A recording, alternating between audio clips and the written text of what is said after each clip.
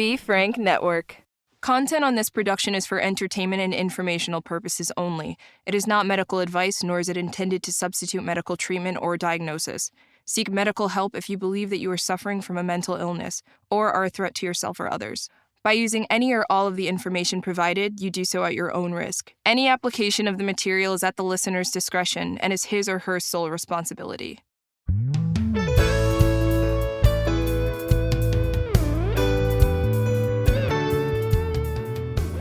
Hey everybody, Doc Brian here, and welcome to Doc Talks, where we talk about people's troubles, trials, tribulations, and hopefully triumphs in life. Today with me, I have a comedian. You are a comedian, right? Yep. Okay. A comedian, Chris Cheney. So, Chris, it's good to have you with us today. Happy to be here. So are you in New York? I am in New York City. I'm in Brooklyn, Williamsburg. What is that like now that COVID's kind of I'm not going to say it's over, but we're kind of in a decrease of infection now? I would say this is going to be a great summer. I think everybody's really ready to go outside, and you can tell by the homeless. I know that's a weird gauge, but when the homeless have gotten like this crazy, like when they've come out and like they've really just gotten everyone's face, you're like, oh yeah, this is going to be a summer for sure. Yeah.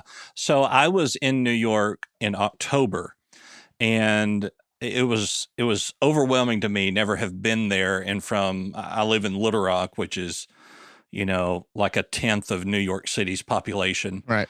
And so I told the Uber driver, I was like, man, this is crazy. Like, he almost hit this girl on a bicycle, and, because she just, and he was like, crazy, what do you mean? I was like, all these people.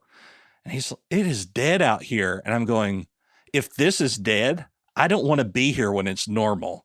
It's just wild stuff. Oh yeah. No. And you know what? It's like, it's funny because my roommate has a car. So like, when we go somewhere and he's willing to drive, it's funny because like now we can't find parking. We're all summer. He was like, last summer, he was like, this is sweet. This is the shit. Now it's like, it's gone. So like everyone's coming back out, and like, yeah, it's going to be nuts. You should come back and just to see. Yeah, I may. I may. But somebody told me, as I have a friend that lives in New York, he lives in an apartment just right outside of Central Park, and his rent's like nearly $3,000 a month. Oh yeah, he's loaded. Yeah, well, yeah, he is. And it pisses me off because we have the same exact degree from the same exact college, and he's making $1.5 million a year, and I'm over here making, trying to make my student loan payments, and but it is what it is. But he was like, I pay $1,200 a month just to park my car, and I'm like, yeah, crazy, bro. Why? I would just not have a car. Yeah, I just got a bike. I just became a bike guy. I just became the guy that almost got hit by the taxi. Well, be careful out there. Yeah, of course. Be careful out there. So, were you raised in New York? Are you originally from Boston, Massachusetts? But for those people who, because people from Boston, when you say that, they're like, all right, where exactly? Because they don't like frauds. It's Andover, Massachusetts, which is like 25 minutes outside the city. But I identify with Boston just because it's easier in casual conversation. Gotcha. Well, you don't really sound like a Bostoner. Is that what they call them? Bostoners? Bostonians. Okay. Yeah. So that, because you're talking about the accent. Right. Yeah. So that, it does exist. Like my mom has one apparently, but I don't hear it. Everyone's like, your mom's accent's insane. I'm like, I don't understand what you're saying at all. But that's more like the media. That's like when you watch The Town or The Departed, and then you like do the pack the cat. You know what I mean? It's like it's there, but it's like, I guess generally in older folk. Right. Yeah. Everyone says I have a Southern accent, but I don't have an accent. Everybody else has an accent. It's one of those things. I hear you. So what was life like growing up in Boston? It's good. It's a white suburban neighborhood. So if you imagine like a kid in that environment, you latch on to Eminem, that's sort of like trying to just build a narrative for the people. And what more interesting enough, so Andover has the #1 private high school in the country, that I would have to like go through their campus every day to get to public school. It is like I would say like a higher class town, just because, of like what's in it. I was raised upper middle class, I would say, I guess, to be gracious. My mom would probably love to hear that. Like, we are upper middle class. But yeah, I mean, it was like generally pretty easy, man. I mean, I can't complain. Like, I remember, I don't know why this is hitting me now, but I remember like trying to write my college essay. I'm like, what have I overcame? This is not really something that I have to like, what am I pulling out of my ass for this? Like, this is crazy for an art school, you know? Right. So, I mean, all in all, like, fine, you know, just like we're talking 90s. So like dial up internet, family computer type of thing. So growing up in the 90s, which I was born in 83, so I'm 37, I'll be 38 this month. Do you remember going to like grocery stores or whatever? We have Walmart here. I don't know what it is that you have there. Oh, we got a Wally World. Okay. So do you remember like near the checkout line, there would be all of these magazines, and beside these magazines would be the free AOL trial CDs. Yes, I do have vague memories of that. Yeah. Yeah. We would collect those and use them as coasters. The 10-hour free ones or whatever. Yeah. Of course, after you used the 10 hours free, because you never paid for it. You just went back, made another email, and started it over again. Yeah, I would have to ask my parents, because I don't remember ever. Of course, I didn't have any money. I was like 5, but right. Yeah, I don't remember actually paying for the internet. That's funny to think about now. Yeah, but I would pay, which we pay good money to have fast internet now. Kids would die. Yeah. Kids would die on dial-up. They would just, throw their computer outside. So did you have any brothers, sisters? I have a sister who I guess is considered an Irish twin or very close to it. I think we're a year and 6 months apart. So like, half the time I'm a year older and half the time I'm 2 years older. So It's like we're very close, at least in age. What was that like, having a sister that was so close to you? Did that end up being in the same grade in school?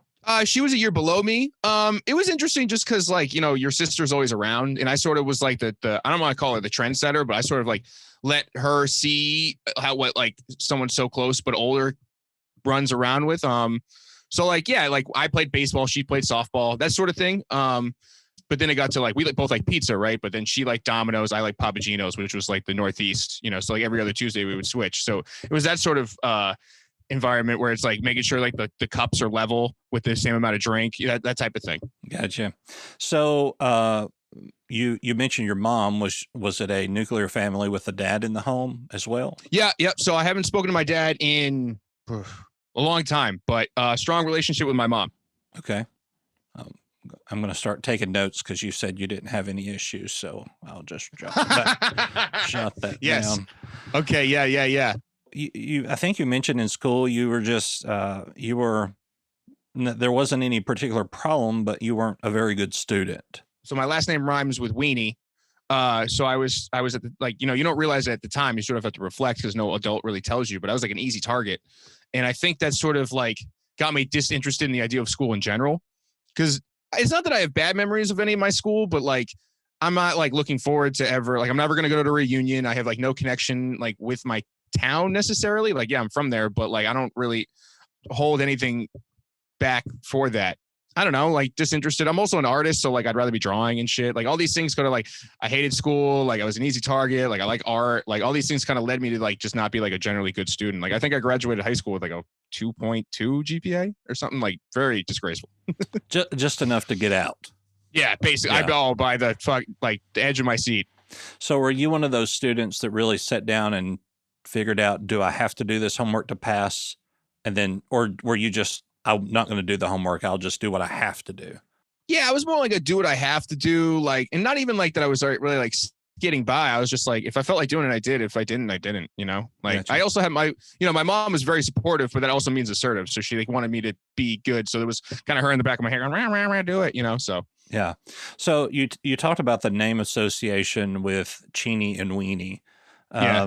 I lived in North Carolina for a while, and for some reason I was back home, and my sister was having my oldest nephew who just turned 18, and I'm like, how can he be 18 years old?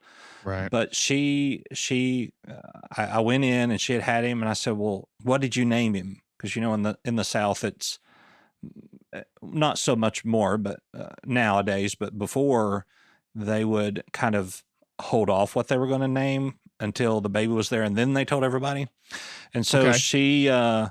She said, I have named him Austin Jack Goff. And I said, no. Yeah, jack off. Yeah, no, you can't do that. Can't do that. And she was like, why? And so I had to explain it to her. And so now his name is Austin Jack Allen Goff. So he's one of those kids that have two middle names. And he's got a little hyphen. Yeah. But thankfully, somebody was there to correct that. But in your case, with a last name, it's not like you can change your last name. We need to clarify the pronunciation of my name. I think you assumed it was Cheney, right? Yeah. In Arkansas, I have some friends who last name is spelled exact same way. That's Cheney. Yeah, so I don't really know like where the pronunciation difference came from as far as my family and the rest. It's funny because there's another Cheney family. Because you're from up north and we're down south. That's what. Maybe that probably would be it. Yeah. Yeah, it probably happened somewhere around the Civil War time. Yeah, I've never really thought about this before. So the idea of like the Civil War being the reason why my childhood sucked. No, it was great. I said that for the joke because I feel like my mom might listen. You got to be careful. Yeah. She'll be like, "What are you saying to this doctor?" I'm like, "Yo, you got to chill. You have to chill." Yes. Yeah. We got so off point. Where were we going with this? The pronunciation of your last name. Yeah. So yeah, I eventually I stopped correcting people. I was like, yes, I am Cheney. I am a pure Cheney at heart. So, because it's like I wouldn't call them mental scars, but I do have like memories of people chanting, Cheney has a small weenie, Well, and like when you're I didn't mean to laugh at you. I didn't mean to laugh at you. No, dude, this is the thing though. It's funny. In hindsight, all this, like as an adult, like I guess processed all of this stuff, like, like it is very, very funny because when they're accusing me of having a small weenie, we're not even using them at all. Like I haven't even kicked in puberty at all. I can't come, you know what I mean? So like, I don't know what this is for, my penis, but if it's bad that it's small, I guess, but I don't know what small is relative to what they're saying. Mm-hmm. So it was like an interesting time where no one corrected me either. No one was like, Chris, your penis is average, because you can't tell a kid about his penis size. Right. You know what I mean? So it was just a very interesting thing to go through. Yeah. And I imagine that even then as a prepubescent child, that was still very damaging to you. The thought that here they're making fun of me, they're calling me a weenie, and, any name calling, of course, as a child is horrific to some of us. I mean, how did that affect your mental health? Did that cause anxiety? Did it cause a depression? Anger. I would say anger, if that's the emotion I had to sort of pinpoint. It's like being an easy target and no one tells you. You're like confused why sort of this is happening to you. Yeah, it's like out of frustration. You're like, yo, what the fuck, guys? And like 5th grade, I got in like a couple fights. This is the other thing too, is once you take bullying poorly, then you become not an easy target, but the target, Right. So you have to, I sort of like, I don't know. Yeah. I just got angry. I was like fighting kids, even though I'm like not a fighter, like I haven't fought since 5th grade. But I mean, out of it now, like I'm fine, but yeah, back then I guess it was like very stressful. Mm. So where did that anger and then fighting, were you, I hate to say it this way, but were you winning the fights, or were the fights then becoming more degrading because you weren't able to defend yourself physically? I mean, we're talking like 2 5th graders throwing hands. So it's like, I don't think there's really any winning or losing. I think I just proved the point of kind of like the Floyd Logan fight the other night. Yes, it was a lot of that. It was a lot of hugging. Yes. Oh man, that's bad. That's a whole separate thing, but what a fucking embarrassing thing that was.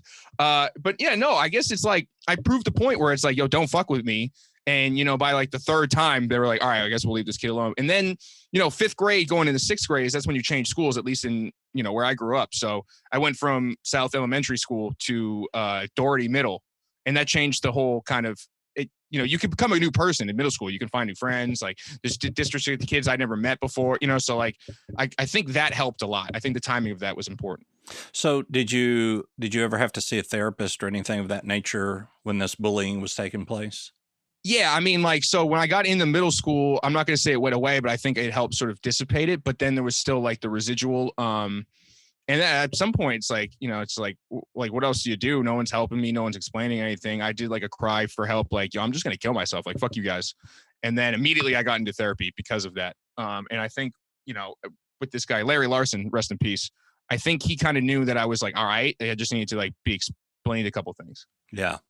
And so I think it's important for us to understand what a cry for help was, is that when you had no intention of killing yourself, it was kind of giving a resolve of, as an adolescent, to say, well, I guess I'm going to have to kill myself, is a statement of, I can't go on any farther.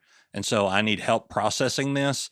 And it Yeah. wasn't probably necessary that you had a plan or even really maybe knew how to effectively kill yourself. Yeah, I mean, I think the generic is like the wrist slit, right? I feel like everybody sort of goes to that first, and that's sort of like, you need to do it vertically in order to get it. Like, you kind of, I think, I don't know where you gained this information, but I knew that like wrist was the way. And then someone, I guess, knows like, well, if you really want to do it, you're vertical. It's like, how do 12-year-olds know this? This is insane.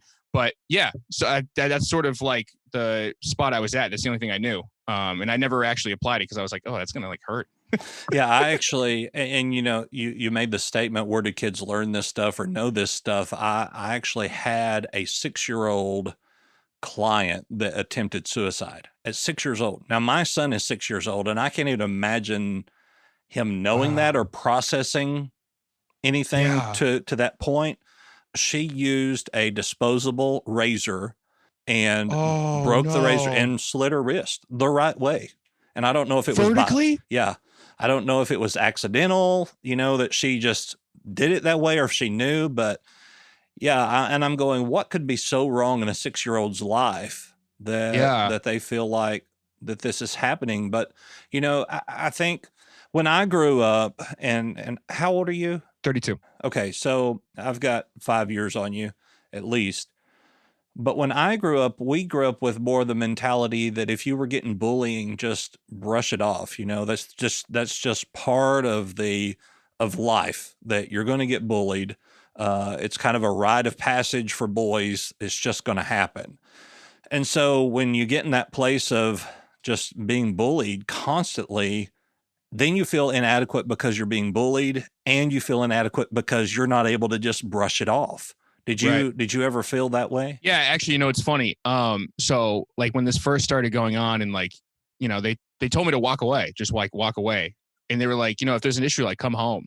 So I literally one day, 5th grade, I walked home, like in the middle of school. Like I walked out the front door, walked. I can't believe I did this. I literally was like having a rough day. Like it was a good Cheney weenie chant day, I guess, or something.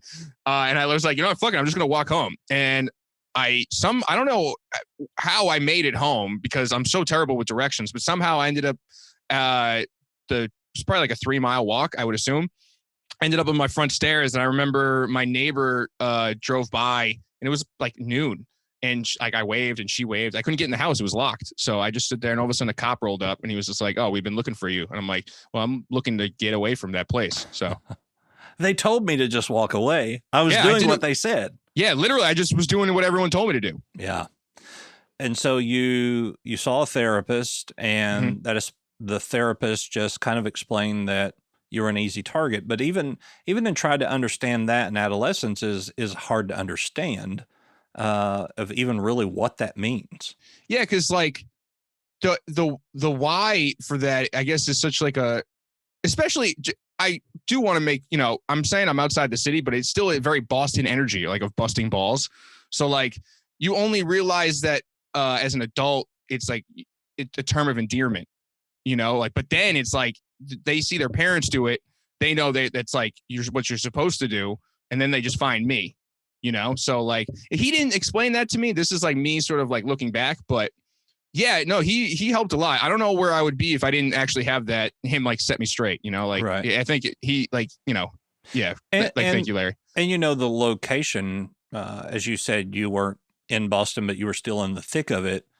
When I was a child, being called a weenie had nothing to do with male genitalia. It just meant that you were weak, or that you weren't, you were a wuss of that nature. So, I mean, it would mean two different things, even from Boston to Magazine America, 799 population, counting 2 coon dogs. It's just, and it's funny how that regionally works. You got to, I'm not going to say you were cured, or you got over it, or you got through it, but you resolved those issues some way. and then was able to complete middle school and high school.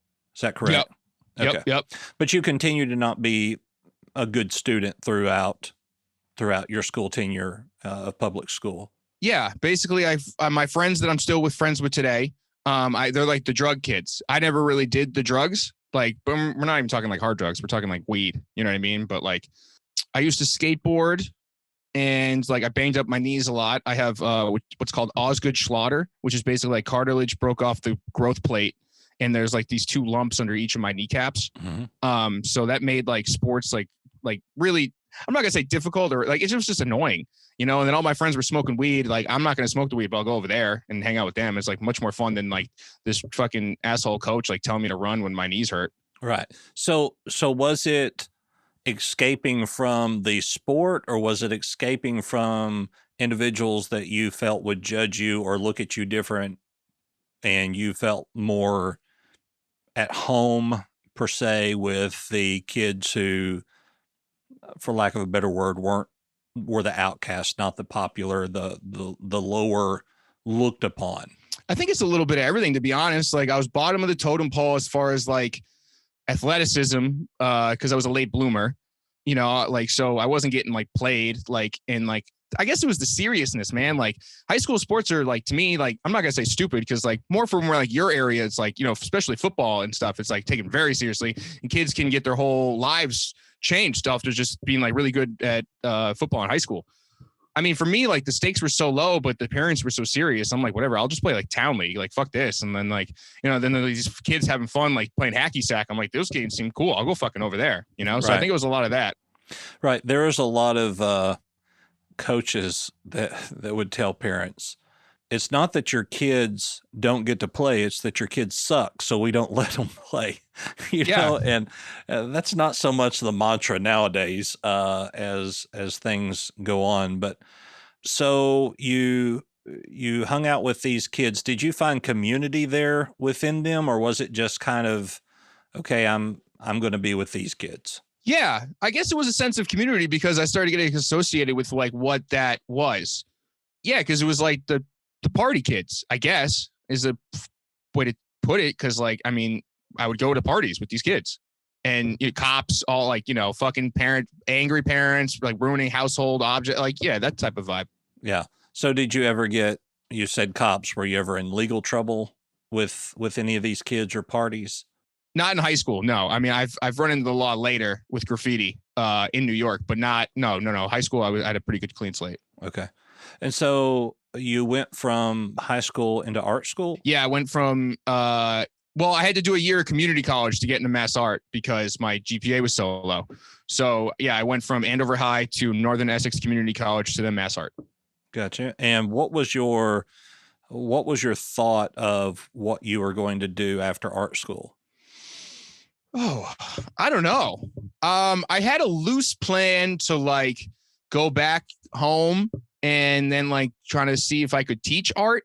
But that was out of just like my mom seeing like, you know, you need to have a plan. So you go with what you know. And it's like, I know Miss Riley, my art teacher, would love to have me as a TA. But after college, I immediately got a call to move to New York for this brand, Echo, the Rhino brand. It's like old. No one really, I jumped on a sinking shit in that one.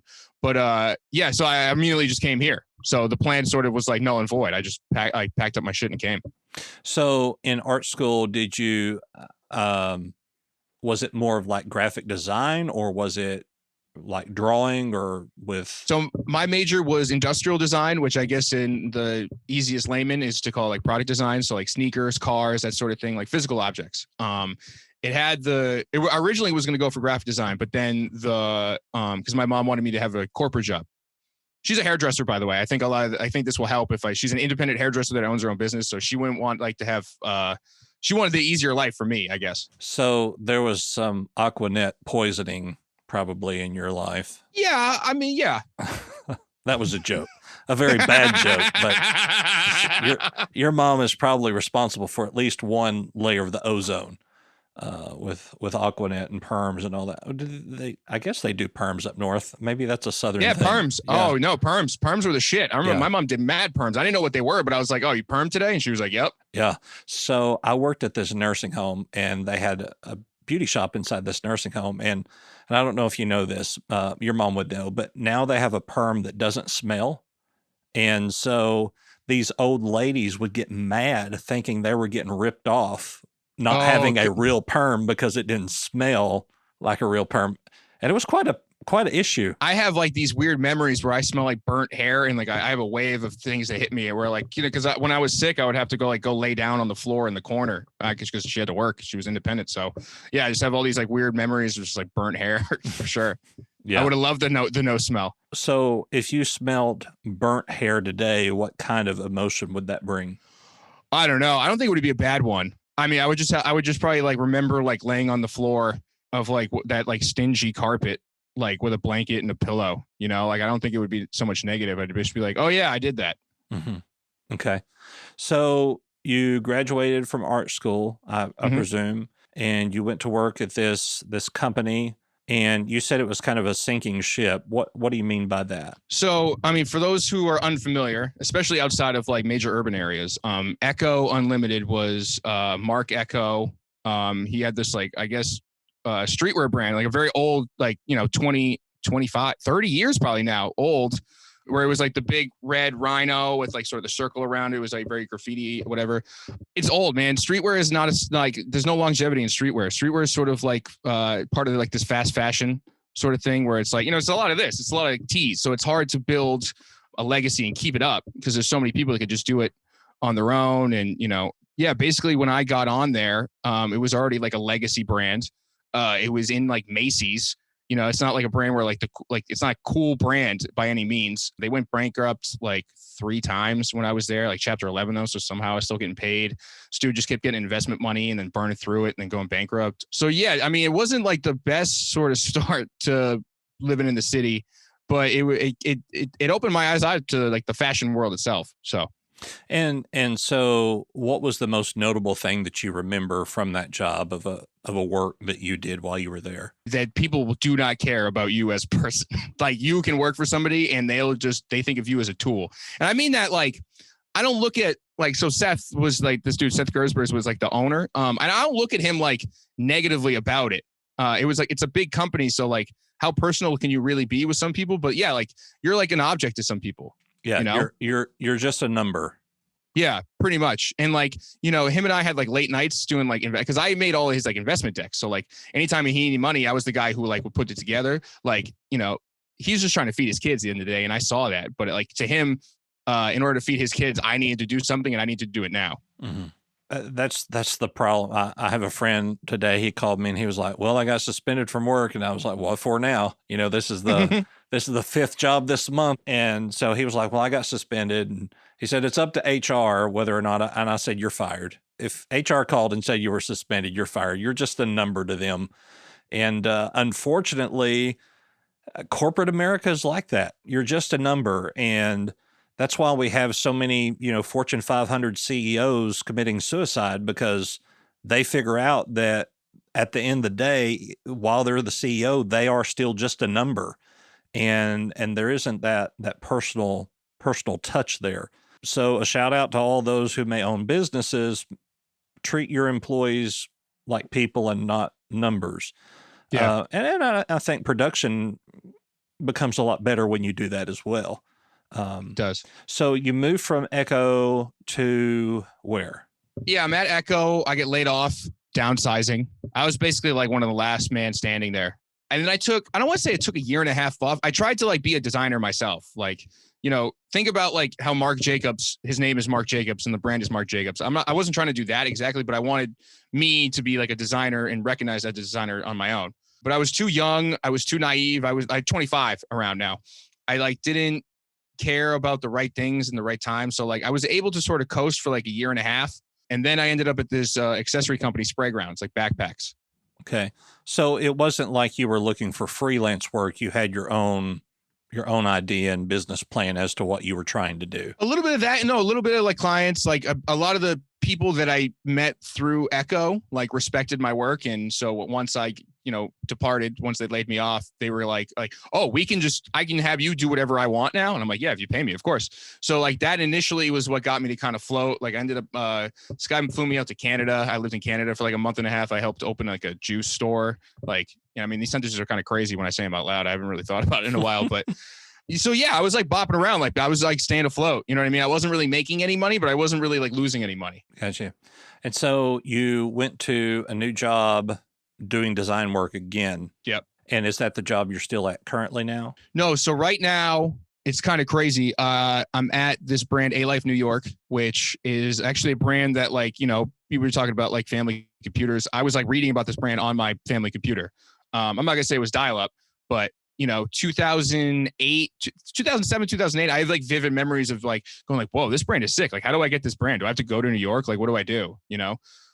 So I'm there now, but the brand I was at before was Sprayground. So it's like very colorful, loud backpacks. So what was your reason for leaving there? Did you get the new job or was there a issue there? Yeah, this again was just not being respected and not like just being looked at as an object again, and like in the same but different way. You try to say this with no spice on it or like no negativity towards this like community, but both of these companies that I worked for, Echo and Sprayground, were run by Orthodox Jews. They have like a very strong hold on what the fashion industry is. It's very interesting like to see the inner workings where like there's like non-competes between certain companies because they're the same kind, like or same area of Jewish. And it's just so interesting to see how they operate and how they speak to their employees versus how like other companies do. Gotcha. So it was another where you just didn't feel valued as a person. Yeah. And so now you're with a company that you've known for a long time. Mm-hmm. And what are you doing for them? Is it the same kind of job that you're doing for them? Just all three of these companies, I've sort of been like a jack of all trades. I've always been willing to say yes to things, even if I don't know how to do them. So this is, again, my mother's influence of like, hey, just like, anytime you get an opportunity, like try to do the best you can. So yeah, basically like all the design work, production work, I help like catalogs. I help like make sales content, like, stuff for social, like, so it's like not only like the construction of what this t-shirt is, it's like what goes on the t-shirt, how it's made. And then like, say like we don't have the product, I'll Photoshop it on a tee. So then like sales can go run with it. And then like I'll make a nice catalog for sales so they could do that. And then like marketing assets and stuff. So I'm really all over the place. So you were literally from start to finish background guy. Yeah, pretty much. Yeah. And so in doing that, have you ever felt that you wanted to kind of be on the front line and that being the, for lack of a better word, background guy kind of limited you? Yeah. So it's interesting you say that because I don't know how much of your audience will get this metaphor, but I've always said I like to be Jim Jones before he made Ballin'. Do you know that song? We stay fly, no lie, ballin'. Mm-hmm. So that's Jim Jones of Dipset. Early on, he was more of like a security guy to like Cam and, these other Harlem dudes. Like every celebrity knew who he was, but no one knew who he was, so like it was like insider shit. I kind of want to, that's like where I kind of want to sit. Like I want the important people to know who I am, but I also don't want to have to like care about my social media numbers. You know what I mean? Like I don't want, like I'll be cool with everybody, but I don't want to have to like have a front or like a persona that I need to like upkeep. Yeah. So you want to be known, but not be known. Yeah. So it's a weird conundrum I'm in. Yeah. Now, why would you think, and I want you to answer this just the first thing that comes to your mind. So don't think too hard about that. But why do you think you're depressed right now? I don't think I am. Good. That's a good answer.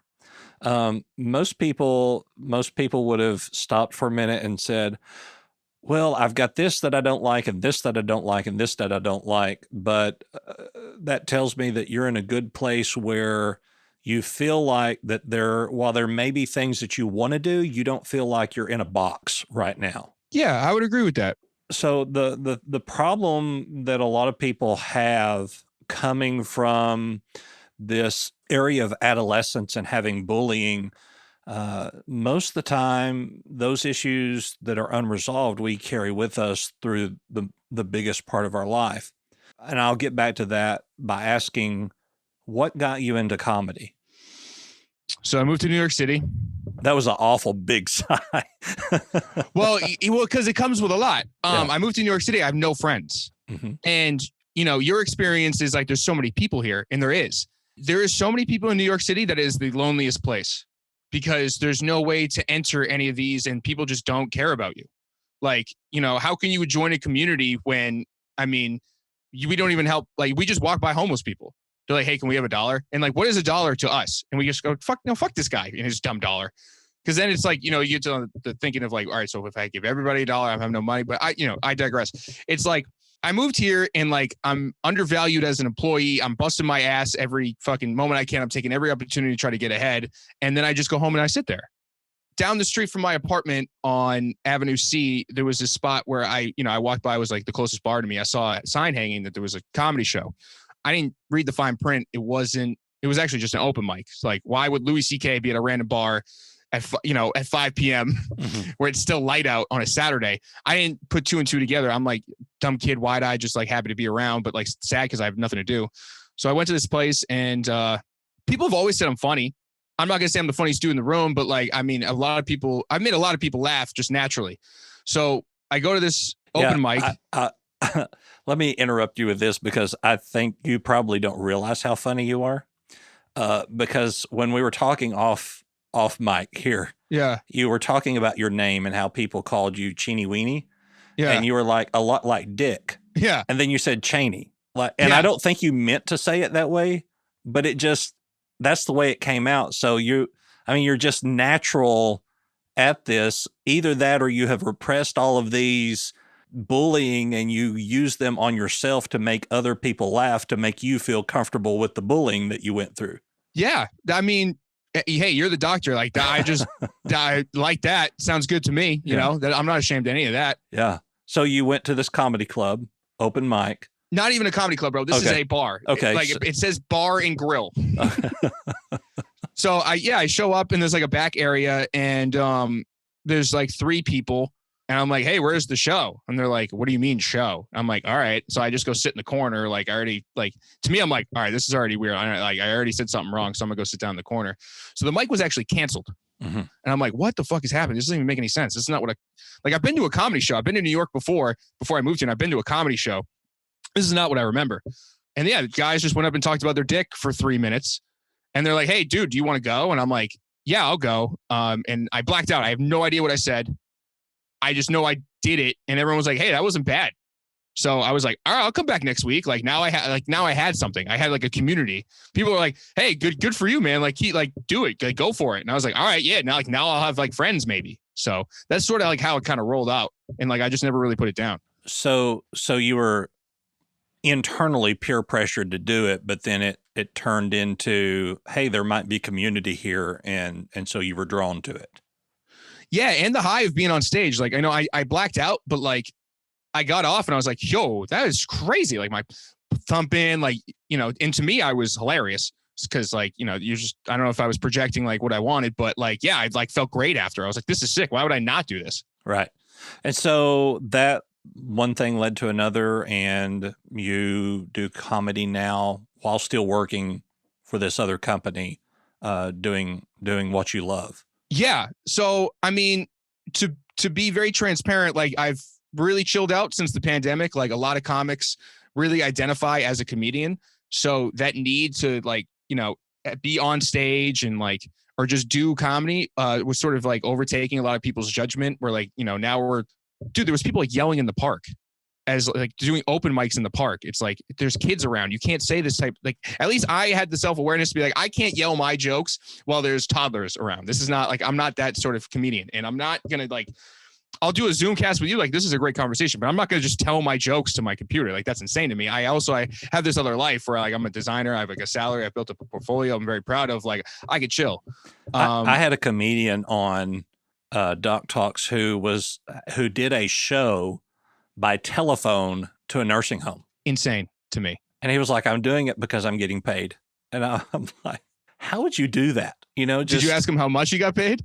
Well, no, there are things you don't ask. Right. I'm telling you, bro, I guarantee it was not worth whatever to say.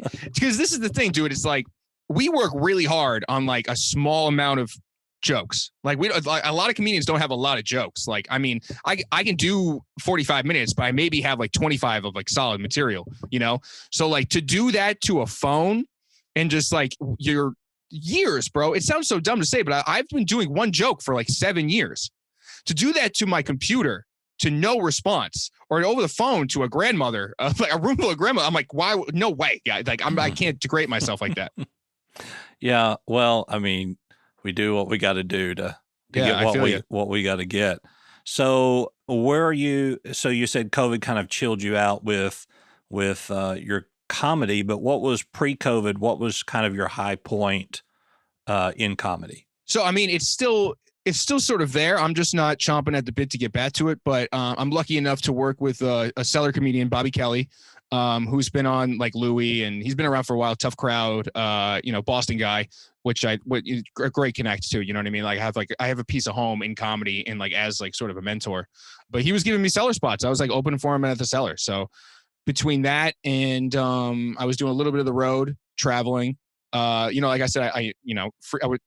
Between freelancing, I freelanced again, by the way. So I quit Sprayground and I tried to freelance again. I tried to be like a designer myself, but comedy was like sort of like not my main priority, but I split the two between design and comedy. So like I was able to travel and like the road is cool. It sucks when you're not with your friends, but so like the high point was sort of like me getting paid to be like traveling my friend, like going to Nike. I have a friend who works at Nike. I'd go to Nike campus and like not work, but I'd be there sort of like trying to figure out what I want to do.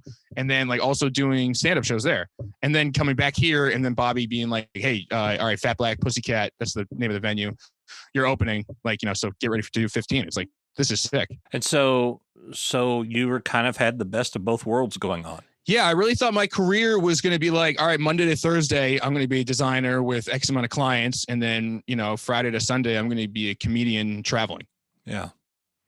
And now looking back, was that a realistic expectation?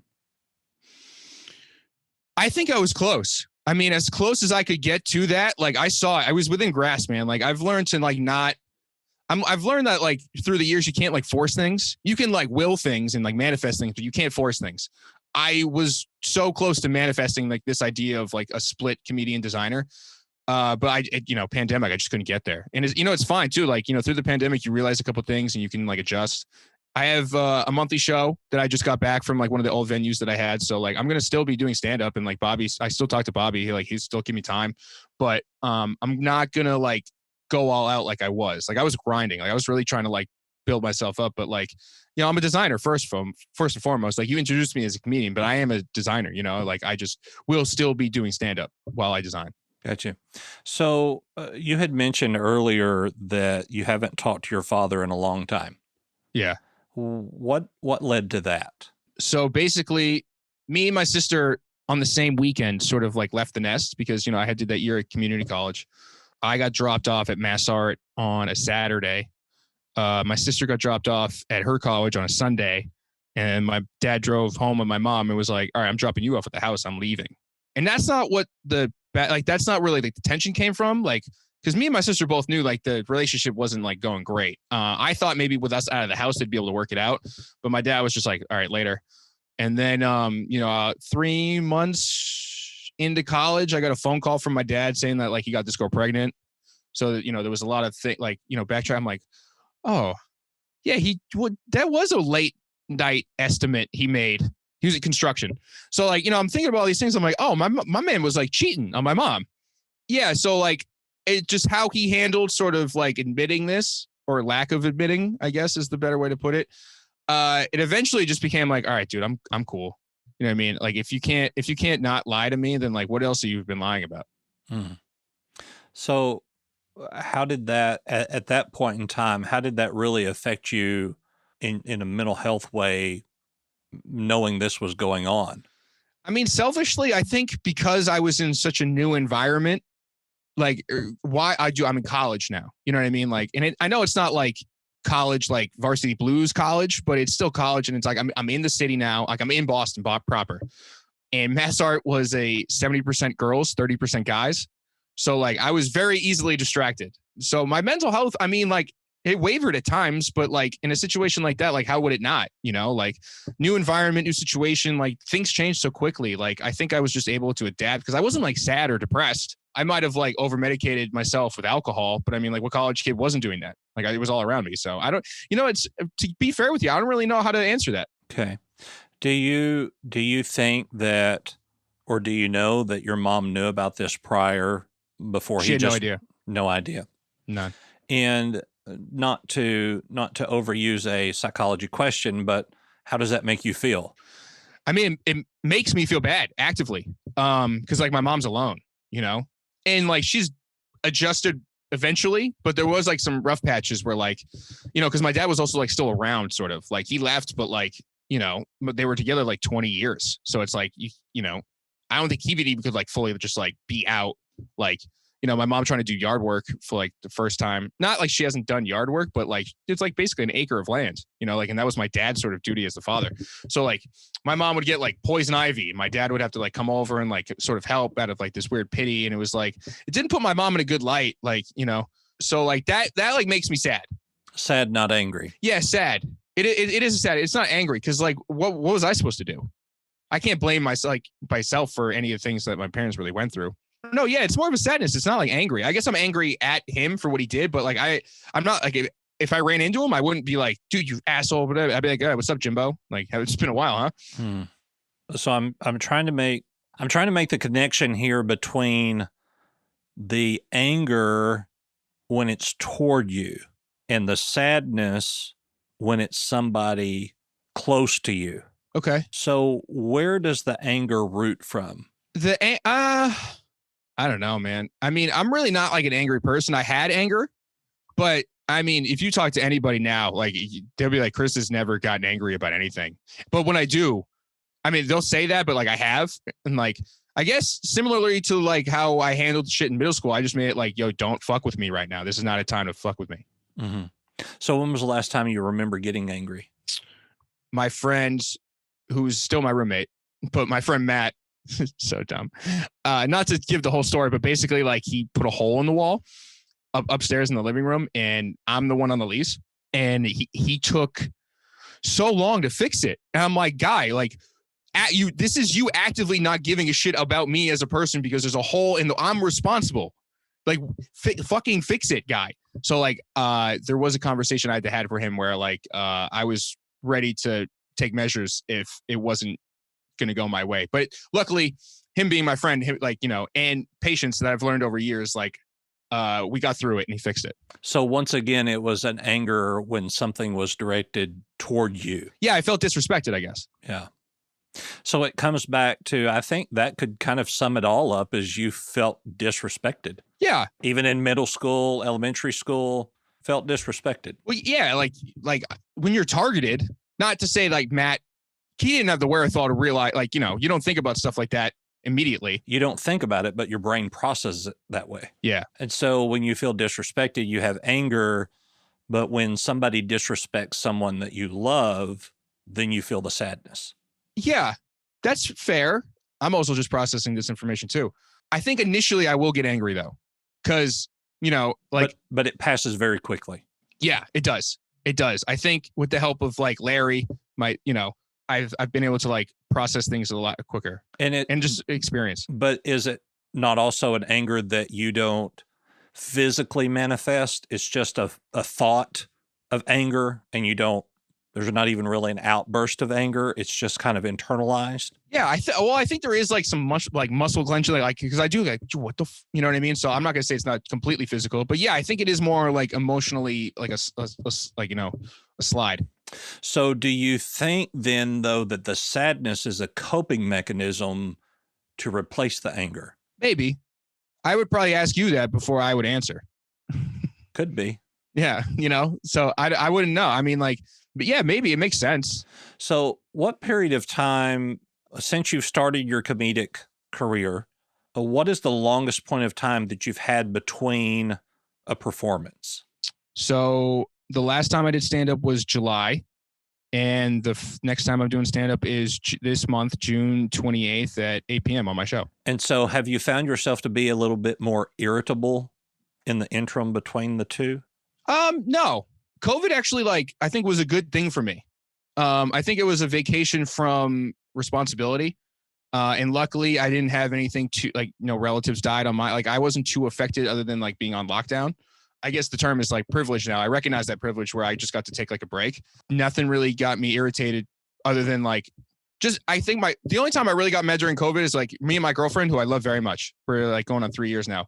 Her and I are the only blip in our relationship is how we have dealt with COVID. And that's like been the frustrating thing. But everything else, no, there's not been a lot of frustration.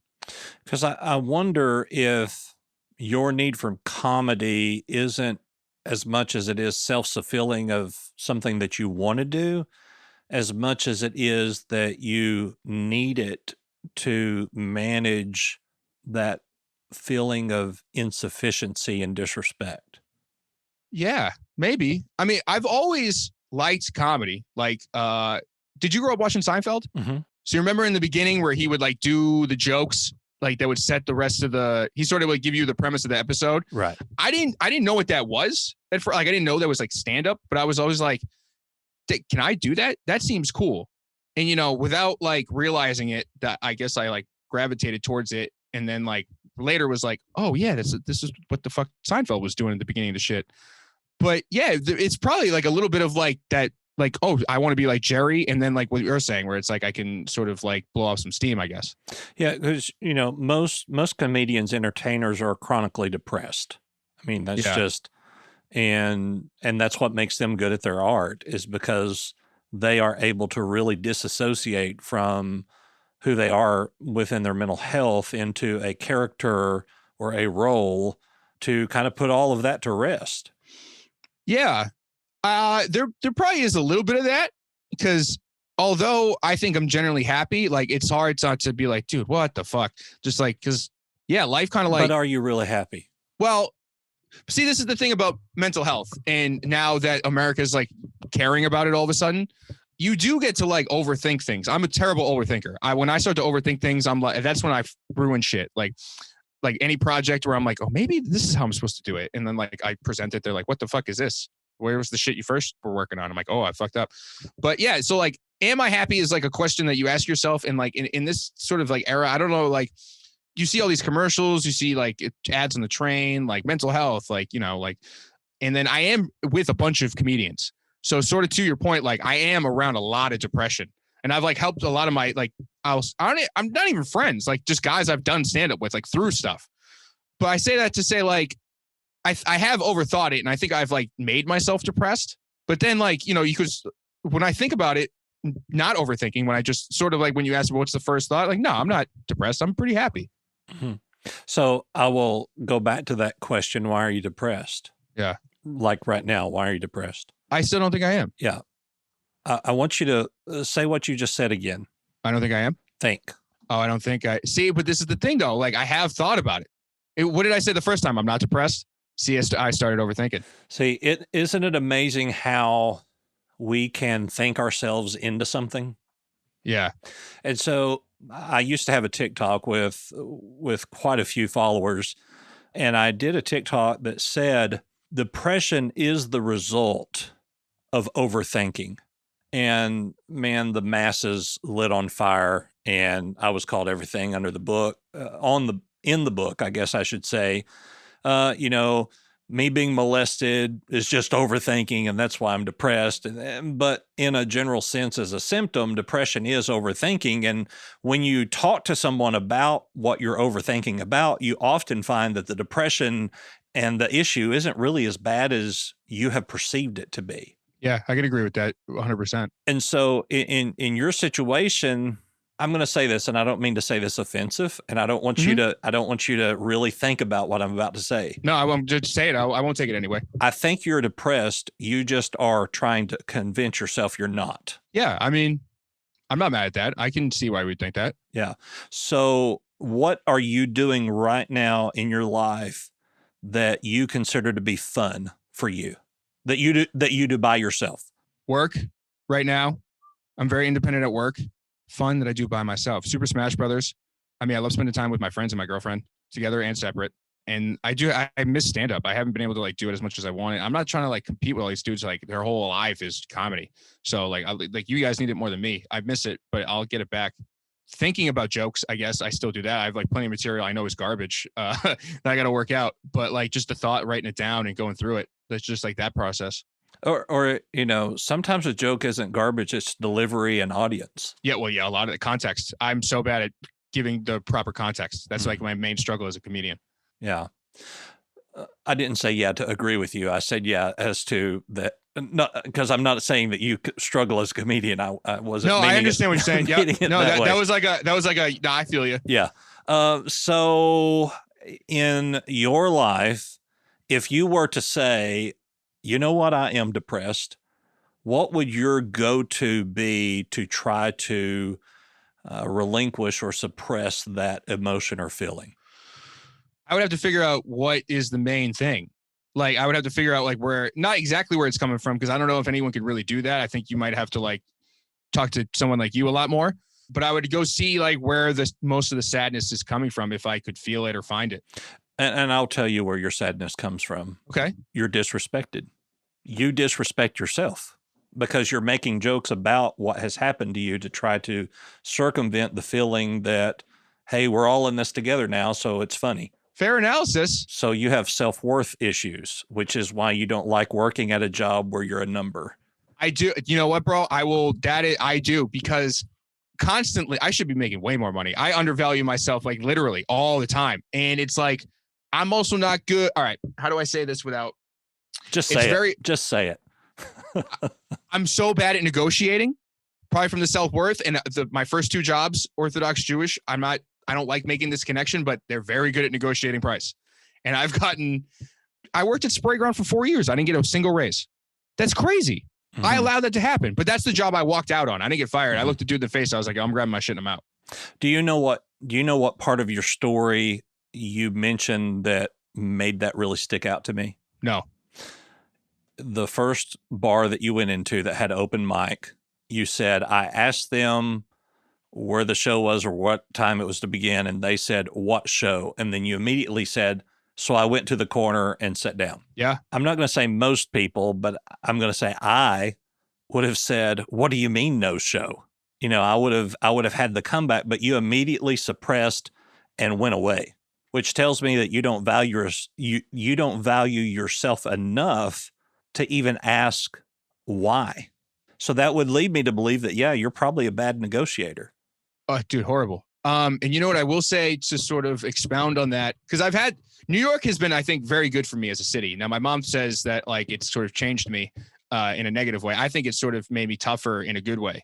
I'm getting more comfortable being myself. I recognize that. I think I would, like you said, you would like to be like, well, what do you mean? What show? Me, I was never comfortable enough to like ask these sort of questions because I guess I'm scared. I don't know. Like I'm afraid of how they would respond. So I think I'm getting through stuff like that because in New York City, you sort of have to learn how to toughen up and do that, which I'm sure has its own negative repercussions mentally. Yeah, I think I'm just getting more comfortable with being myself, and stand-up, that's like one of the main things you have to be is comfortable. Yeah, so the psychology world probably wouldn't agree completely with what I'm about to say, but I'm a firm believer in it because I see it every day, all day long. Between the ages of 8 to 12, 13 years old, we are what I like to call value processed.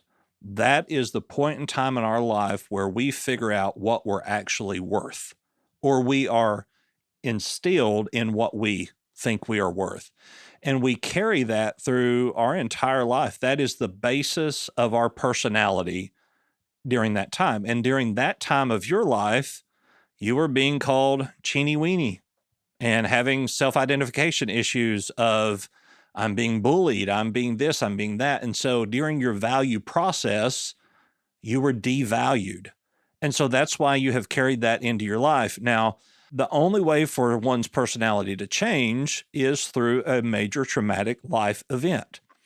That major traumatic life event, just based on what you have told me, probably was the fact to find out that your dad was leaving your mother and that he had had an affair and that he had gotten someone pregnant and you have a half sibling somewhere. Well, I've never met. Right. Which then, leads into this resurgence of value. And so the reason that you're really being able to become more assertive is because you're really trying to find who you are again. And you're pushing away the thought of worthlessness through your comedy by, hey, let's all laugh about my trauma. Yeah, I mean, I do believe that you have to be able to laugh at yourself. Yeah, I can't disagree with anything you're saying, at least right now. Mm-hmm. Once you think about it a little while, I'm sure you'll find something to say, oh, no, he was wrong. He was wrong. Because because what you're going to do is you're going to psychologically, I shouldn't say what you're going to do, but typically a person in your situation is going to leave this podcast of this and then begin to process everything that I say and then try to convince yourself that I'm wrong. Yeah, maybe. I mean, like, look, you got 7, it looks like, or 8 plaques up there with like the gold ribbon shit. Yeah. So it's hard for me to argue with anything you're saying. You know, those plaques mean I'm supposed to listen to you. So yeah, I wish everybody had that thought process that they're supposed to listen because those are up there on the wall. But yeah. I mean, look, bro, I only got hats. I got hats and a skateboard. And then, you know, that photo would be a whole story. But like you got, I got nonsense. You have actual things that prove that you're worth something. Well, I'm in an office and not a downstairs bedroom either. That's true. Yeah. So I'm sure your office has some memorable stuff, unless you are working from home and that is your bed office. No, I mean, when I was freelancing, this was, but no, now I have an office of things I can look around and like be inspired by. Yeah. Yeah. So I guess the question is, where do we go from here?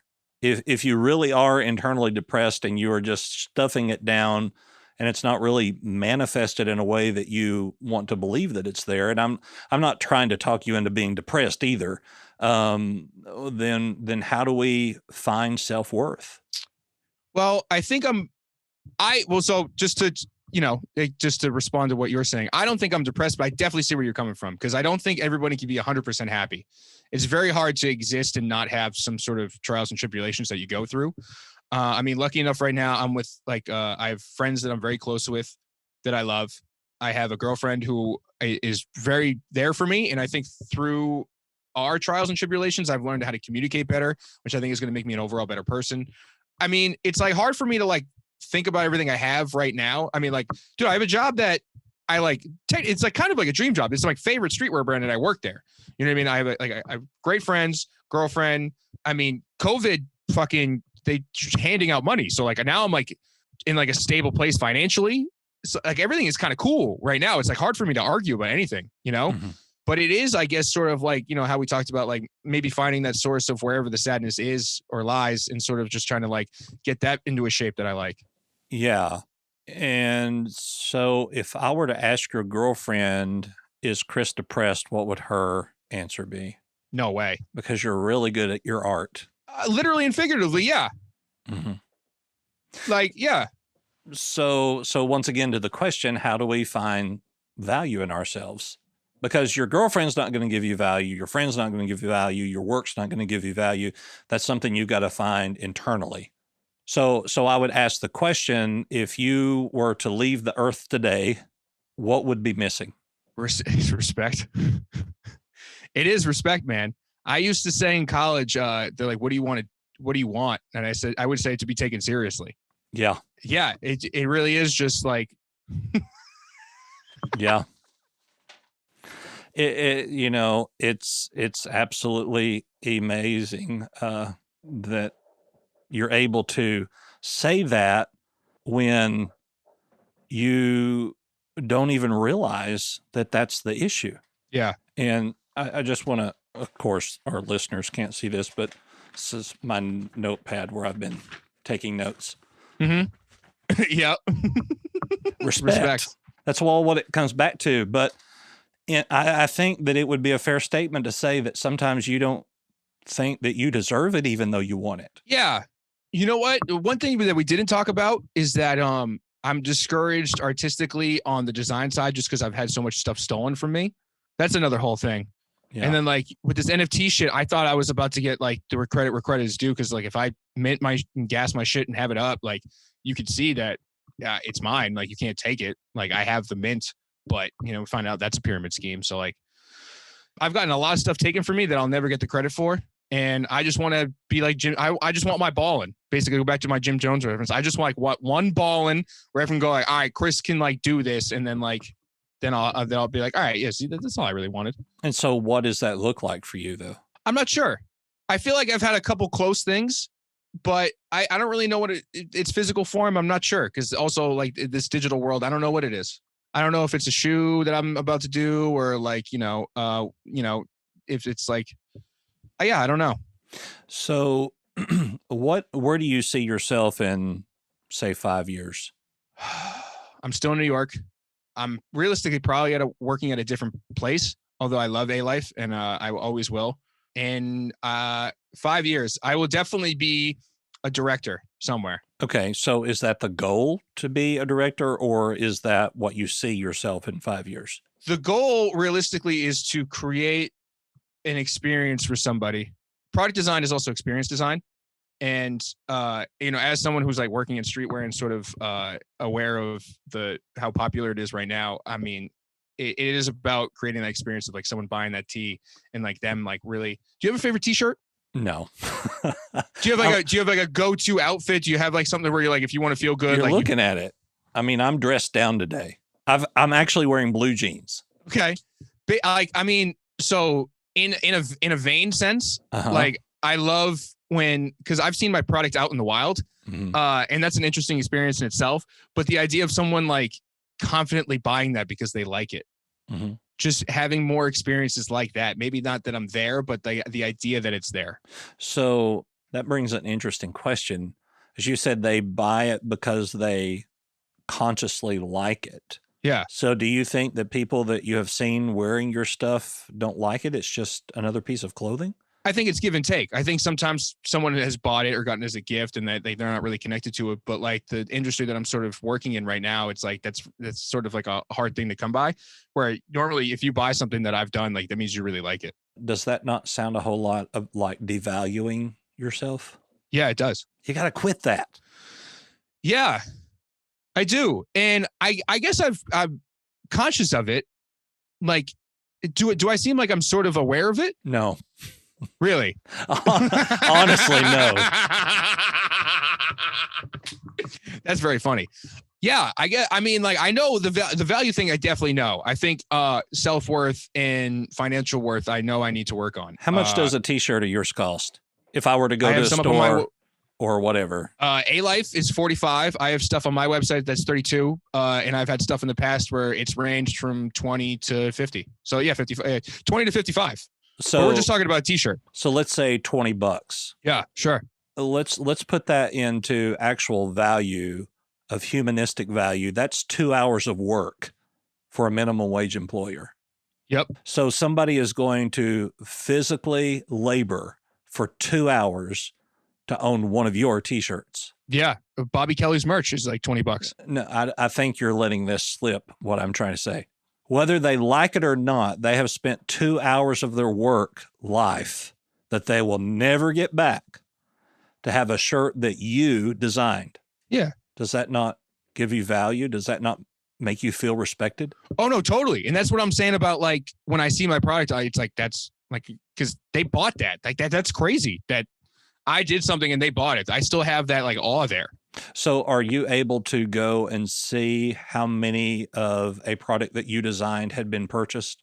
I guess I could ask. I could see like. I think you should do that. Yeah, I should. Unless they're really bad numbers. Yeah, because that would be also bad. They only sold 2 of these? I spent 2 hours making that graphic. Yeah. And there's a whole lot of them down at the Goodwill store. And I sang professionally for several years in Southern Gospel. And okay, nice. I was a platinum label Southern Gospel recording artist for 4 years. Flex King. Hell yeah, flex that. So that with those 6 degrees, you ought to listen to everything that I say. But anyway, actually it's 5 degrees and 1 certification. I'm pointing where they're like, yeah. Just everywhere. So the very first album that I released, it went platinum within 8 months. And I was like super proud of that, like super proud. Now, once again, this is in the Southern Gospel world, so it's very little in and of itself. So like 7 years of singing and doing things and having multiple albums and DVDs and stuff, I was at my parents' house and the church that I grew up in was having a rummage sale. And I went and I found a copy of the very first album that I ever made that was platinum, still shrink wrapped cassette tape for 10 cents. Actually, you know what? You telling me this, I have a memory. Are you familiar with the platform StockX? No. StockX is a newer, I'm not going to say it's new now. It's a newer sort of open market way to resell streetwear items. I did something for A-Life in 2014 when I first met them and when I was in the city. It's a Puma shoe collab. The idea of StockX is sort of like what a yard sale is, where it's like, it's more open market where like there's negotiation. I'm not saying that like, 10 cents is like, where are you really going to negotiate a lower price on that? Right. But you could place bid. It's more like, it really is like Wall Street finance where you could place a bid and there's asks and, the market determines the value. There's a shoe I did on there that's like, it retailed at 120. On StockX, it's like $50. Yeah. And doesn't that just like crush you inside for a little bit? I remember it was after a comedy show. This kid really liked my set. I was at the bar show, nothing like, I was mostly even just doing like new jokes, but like we were kicking it at the bar after. He was like, yo, I like your sneakers, like your outfit, you're funny. And I'm like talking sort of similarly like how we're talking, we're just going through things. And then I'm like, oh, I wonder if that thing is on StockX. So like in real time, I got this kid to have to see me. I'm like, dude, $50. I was so proud. I was telling this kid, and then I'm just like, yo, $50. Yeah. Yeah. I can empathize. So I took that cassette to the lady who was running the yard sale, and I was like, would you take a nickel for this? And she was like, well, what is it? And so she looked at it and she was like, I think this must be price strong. And I was like, you don't even have to play, you don't have to play. And at the end of the day, she opened it and wanted me to sign the inside of it. And I'm like, now you're just, patronizing me. But it's amazing how we will take our self-worth and our self-value and attach that to a monetary item. Yeah. And that does not describe who we are. As an individual, yeah, I'm Doc Brian. I have this podcast. I do, counseling, therapy. But at the end of the day, I'm Brian. And when I lay down at night and I go to sleep, I'm not all of this stuff. I'm Brian. Mm-hmm. And if I don't value myself at the very basic of human needs of being who I am as an individual, then do I really value all of the other monetary things around me? Or is it just me trying to fill in a gap? I've always said money isn't important, but I don't know if I say that now, just processing this whole conversation. I don't know if I've always said that just because I didn't have a good value of myself, Yeah, I would agree with that. It's that when we try to devalue things that we know that are valuable when we've devalued ourselves. Yeah, that makes sense. So how do we find that value? And typically the answer is, what would be left if we left? And your word was respect. So how do you gain respect? Hard work is the sum of daily efforts. So I would just say I would have to try harder. But then on the flip end of that is I have to work smarter, not harder. So I have to optimize. So you have a daily task, I assume, that you have to get done, or you're not going to be employed much longer. Right. Things that you have to do. Where on that list is respect? I mean, it's not. Where would I put that on there? It needs to go on there, first of all. And I think that the very first thing would be to sit down maybe with even a friend to a mental health professional to try to figure out what respect really means to you. But what does that really look like? And then set boundaries of, okay, this I will let slide, but this definitely I will not let slide. Or, okay, this can happen once, but I'm going to address it and it's not going to happen again. And that we have that kind of respect for ourselves. And literally, if you allow yourself to be disrespected, you are disrespecting yourself. Yeah. The paradox, or the oxymoron of it. Mm-hmm. Yeah. Yeah. Cause now I'm getting annoyed. Yeah. Yeah. So I really think that in the very, very basic of sorts here, you've got to learn to respect yourself. Yeah. And how do I do that? Well, the first thing would be to figure out why you're not respecting yourself, and you're not respecting yourself because you don't believe you have intrinsic value, because it goes all the way back to Cheney Weenie. Yeah. Cheney has a small weenie. Yeah.